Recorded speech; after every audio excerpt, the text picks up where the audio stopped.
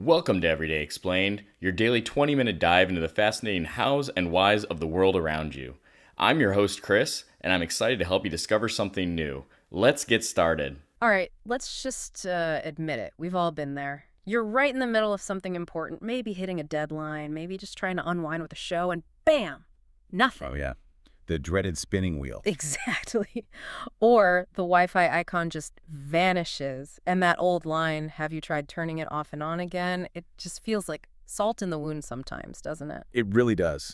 Especially when it doesn't work. Right. And as one of the articles we looked at pointed out, this isn't just a minor annoyance. Bad Wi-Fi can be a serious drag on productivity and honestly just makes everyone frustrated. So welcome back to the deep dive. This is where we grab a whole stack of sources, articles, research, all the good stuff, and really dig in. Today, we're tackling that universal headache Wi-Fi connection problem. Yeah. So we're going deep into how it actually works and, more importantly, what you can actually do to make it better. We've got some great material here covering the real basics all the way up to the newer tech. And our mission today, well, it's pretty clear. We want to get past just complaining. We want to actually understand what makes for good Wi-Fi in your own space. Because like our sources keep saying, it's not just about the internet speed you pay for. There's more to it. So we'll break down the pieces, look at the gadgets meant to kill those dead zones, and hopefully give you some really practical takeaways. Keep it clear, easy to grasp. Exactly. Balanced, understandable, Yeah. and maybe we can share a laugh about our own Wi-Fi woes along the way. Because let's face it, bad Wi-Fi is just the worst. Absolutely. It's a shared struggle. Yeah. Okay, so this stuff feels invisible, sometimes totally unreliable. Where do we even start? Let's go right back to the beginning. What is Wi-Fi, like fundamentally? Yeah, good starting point. Fundamentally, Wi-Fi isn't magic, though it sometimes feels like it should be. It's just radio waves. Okay. Think about other things using radio waves all the time. Your phone connecting to the cell tower, Bluetooth headphones, even, regular old radio.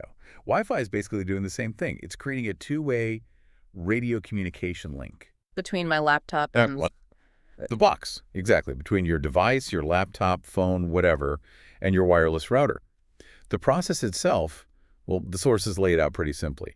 Your device has a little wireless adapter inside. Right. It takes the data you want to send, translates it into a radio signal, and broadcasts it.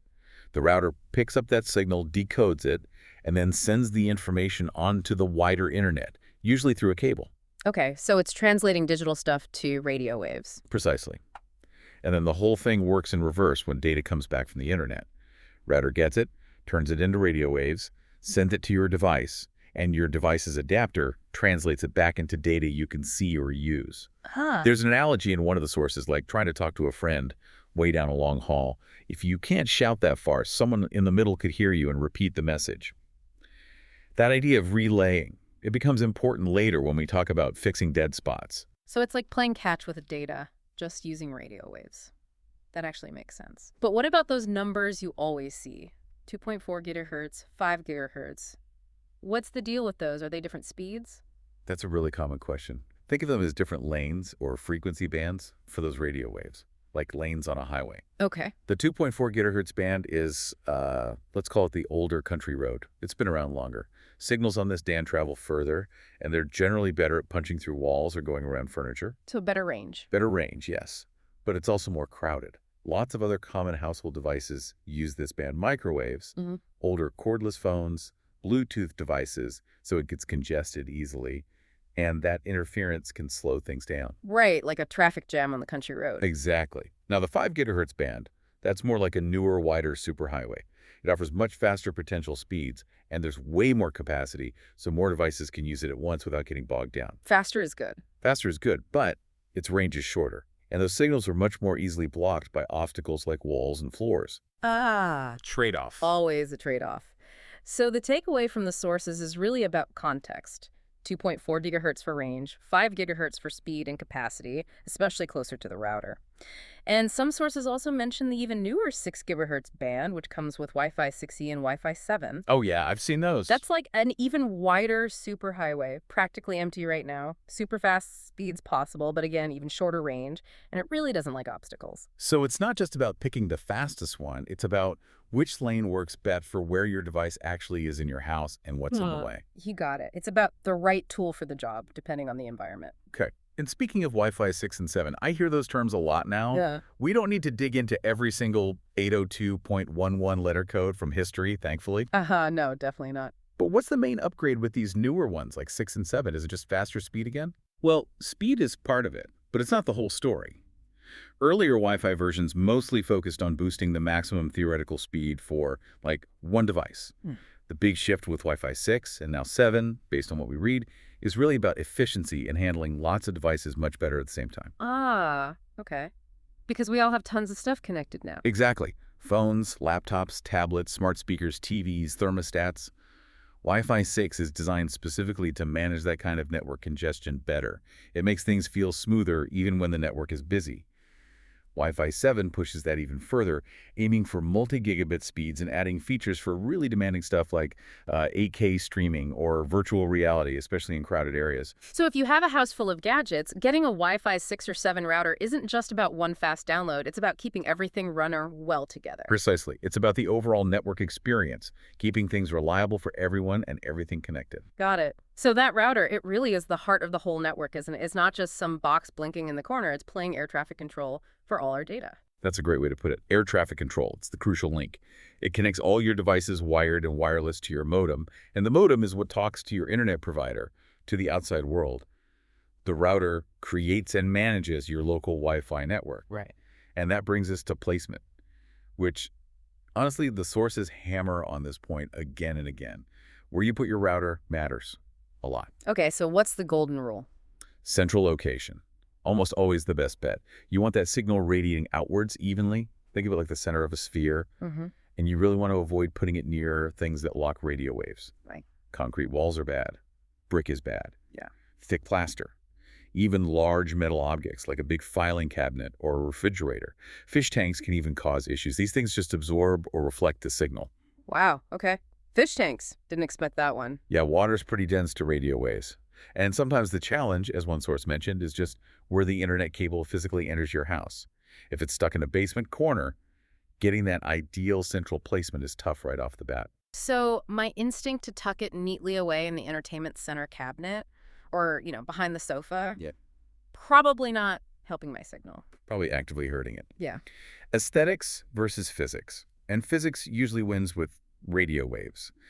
When you're deciding where to put it, or even which router to buy, you need to think about the size of your space, the layout, and critically, how many people and devices will be using it. Right, the heavy lifting part. Exactly. Source 1 really stressed that. A small apartment with just you and a laptop. The basic router your ISP gave you might be fine.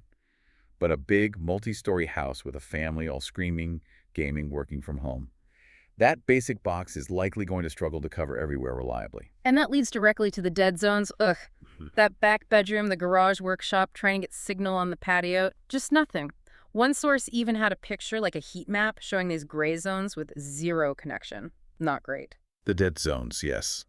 The arch nemesis of good Wi-Fi. That's simply where the signal from the router gets too weak, either because of distance or because it's been blocked or absorbed by too many walls, floors, doors, furniture even. So what can you do about them, besides just moving closer to the router? Well, this is where range extension tech comes into play. Our sources talk about a few options. One category is called access points, or APs. Okay. Source 1 describes these as devices specifically designed to boost the signal and spread the connection. Think of it like adding more cell towers inside your house, all connected back to your main network, usually with a wire. Ah, okay, so they need a wired connection back. Often, yes, for best performance. And that source had some good placement tips. Ceiling mounting is ideal if you can, to get above obstructions. Keep them central in the area they need to cover. Maybe about 1,500 square feet apart in open spaces, or try not to have more than a couple of walls between them in a more divided layout. Gotcha. What else? Then you have the more common things people think of, often called extenders or boosters. These are those middlemen devices we talked about earlier, like in sources 2 and 4. Right, the repeaters. Exactly. They listen for your existing Wi-Fi signal, grab it, amplify it, and then rebroadcast it to cover a wider area, pushing into those dead zones. Source 4 had a fun description calling it a supersonic second network zone. These often just plug right into a wall outlet, so they're pretty simple to deploy. Seems easy enough. Yeah, though the names can be a bit confusing. Extender, booster, repeater, sometimes used interchangeably, sometimes with slight technical differences. But the main idea, according to sources 2, 3, and 4, is the same. grab the signal, boost it, send it farther, increase the coverage. Okay, so sticking with the analogies, if the router is the lead singer, an extender is like a backup singer placed further back, amplifying the sound. And access points are maybe like adding whole extra speaker stacks around the venue. Those are really good ways to picture it. And just like with the router, placement for these extenders is crucial. Find that sweet spot. Source 2 and 4 really hit on this. It needs to be close enough to the router to get a strong signal to repeat. Right, no point repeating garbage. Exactly. But it also needs to be far enough away from the router to actually push the coverage into the area that needs help. Finding that balance is key. But, for really big homes or places with tricky construction, multiple floors, basements, maybe even trying to get signal out to a detached garage or the yard, areas Source 5 specifically mentions sometimes even extenders aren't quite enough, or they create their own issues. Yeah, like having different network names sometimes. Sometimes. Or just the speed dropping off significantly the further you get. That's where mesh Wi-Fi systems really shine. They've become super popular for a reason. Okay, mesh. I hear about this a lot. How is it different? The big difference, as sources 4 and 5 explain it, is that instead of one main router trying to cover everything, maybe with helpers, a mesh system uses a main router plus one or more satellite units, or nodes, placed around your house. Okay, so like extenders. Sort of, but smarter. The key thing is these nodes don't just blindly repeat the signal from the main router. They actually talk to each other. They form an intelligent, interconnected network. Ah, they cooperate. Exactly. Sources 4 and 5 emphasize that they create one single, seamless network named one SSID across your whole property. So it's less like one person shouting and maybe someone else repeating it, and more like a whole team spread out, constantly passing the message along the best path. That's a perfect way to think about it. Source 4 literally called it a massive team with brilliant communication skills. This teamwork means much more consistent speeds and reliable coverage pretty much everywhere. It kills dead spots much more effectively, especially in complicated homes. And your phone just connects to the nearest one automatically. Yep, seamlessly. As you move around, your device just hops to whichever mesh node offers the strongest connection at that moment, without you noticing. Plus, Source 5 points out that mesh systems are generally way better at handling lots and lots of connected devices all at once without choking. Okay, so who really needs mesh then? Is it overkill for a small apartment? Probably overkill for a small apartment, yes. But if your place is large, Source 5 mentions over 3,000 square feet as a guideline. But things like thick walls or multiple stories matter just as much, or if you have a ton of devices all vying for bandwidth, or you do a lot of demanding stuff like 4K streaming on multiple screens, plus online gaming. Right, the heavy lifting again. Exactly. Then mesh really starts to make sense. It might cost more upfront than a single router or a router plus an extender, but for those tougher situations, the performance and reliability improvement is usually significant. Okay, that makes sense. So we've got our gear figured out, maybe a powerful router, maybe some extenders, maybe a full mesh system. But all these signals flying around, how secure is this? Can someone just park outside and hop onto my network, steal my cat videos? Gotta protect the cat videos. Yeah. Security is definitely vital. And the sources, like Source 2, make a good point. Adding devices like extenders doesn't necessarily make your network less secure, as long as you secure everything properly. Okay, so what are the key steps? Well, Sources 2 and 3 lay out the essentials. Number 1, and it sounds basic, but use a strong, unique password for your Wi-Fi network. Please, no password, or 12345678. Guilty as charged in the past, maybe. You've all been there. Yeah. Second, keep your router's firmware, its internal software, and the software on any extenders up to date. Manufacturers release updates to patch security holes. Right. Those annoying update notifications actually matter. They really do. Third, make sure you're using modern encryption. Look for WPA2, ideally with AES, or the newest standard, WPA3. Absolutely avoid older ones like WEP or the original WPA. They're basically wide open now. WPA2 or WPA3. Got it. Also, change the default network name, the SSID. That comes with the router. Don't advertise the brand and model you're using. Source 3 also notes that realistically, hacking a home network usually means the hacker has to be physically pretty close by. It's not like attacking a big company over the internet. Okay, that's slightly reassuring. Yeah, and there are other options too, like only allowing specific devices you approve, that's MAC, address filtering, or turning off remote management so no one can mess with settings from outside your house. Phew. Okay, seems manageable. Protect the password, update the software, use the right encryption, cat videos remain safe. Now, what about actually setting this stuff up? Am I going to need, like, a degree in computer science? Uh-huh. Hopefully not. Most modern gear is designed to be pretty user-friendly. Usually it's plug it in, follow instructions on an app on your phone or through a web page, and, maybe actually look at the manual. Read the manual. What madness is this? I know. But sometimes it helps. You'll usually need your current network name and password handy if you're adding an extender. And for those extenders, finding that just right spot we talked about, not too close, not too far, that's a key part of the setup. Trial and error sometimes. Sometimes a bit of trial and error, yeah. And most routers have a settings page you can log into to tweak things like the network name, password, maybe choose which channel it uses if you're having interference issues. So if we boil down all the insights from the sources, like source one really emphasized this, great Wi-Fi is definitely not just about how fast your internet plan is. That's only one part. Right. It's just as much, maybe even more, about the actual gear you're using, the type of router, whether you need extenders or mesh, and critically, where you physically place all that equipment in your home or office. And getting that right means, well, happier people, right? More productive work calls, smoother movie nights. Source 1 and 4 both touched on how vital good Wi-Fi is now, whether it's for employees working effectively or even businesses using things like guest networks. Absolutely. Yeah. Less frustration, more getting things done or relaxing properly. So hopefully, after this deep dive, you feel a bit more equipped.